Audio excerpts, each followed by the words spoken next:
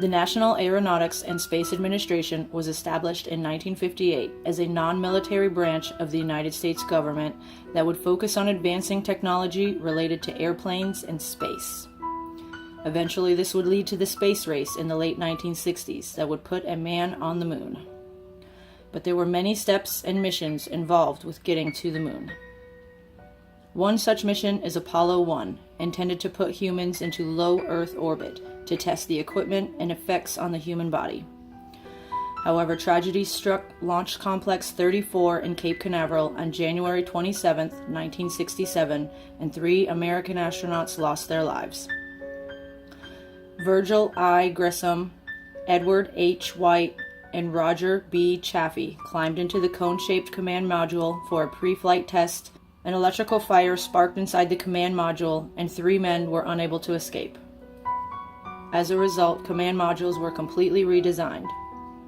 In October of 1968, Apollo 7 launched from Complex 34, and the site was decommissioned a few months later.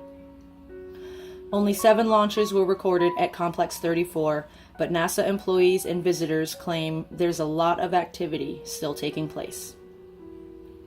Today, the site is little more than an expanse of concrete with a large support tower, a hole gaping in the center.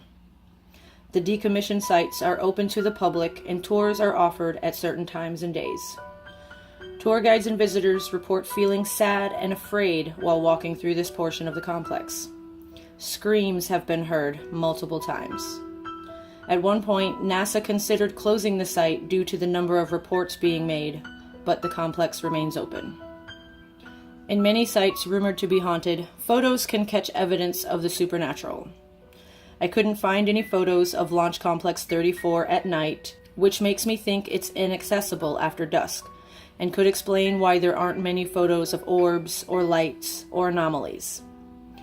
Given the last moments of these 3 astronauts' lives were so horrific and tragic, it wouldn't be surprising for imprints to be left behind. I would recommend a visit to Cape Canaveral, whether looking for haunted sites or not. American history was made many times over during this era. Whether you believe the effort was worth it, the advancements made by these people and this organization have had long-lasting effects, and they deserve an amount of reverence.